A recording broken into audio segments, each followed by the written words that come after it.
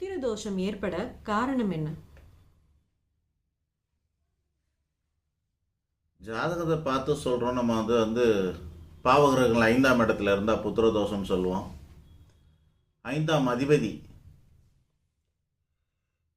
6, 8, 12ஓட தொடர்பு கொண்டால் புத்திர தோஷம் சொல்லுவோம். புத்திர காரகன் செவ்வாயோ அல்லது குருவோ கெட்டு போயிருந்தால் புத்திர தோஷம் சொல்லுவோம். 6, 8, 12 மற்றும் பாதகாதிபதி போன்ற பாவகிரகங்கள் 5ஆம் இடத்துல இருந்தாலும் புத்திர தோஷம் சொல்லுவோம். இதெல்லாம் ஜோதிட காரணம். இதுக்கான மூல காரணம் என்ன அப்படின்னாக்கா, நம்மளோட பூர்வ ஜென்மத்தில் குழந்தை பாக்கியத்துக்காக இல்லை, குழந்தைகளை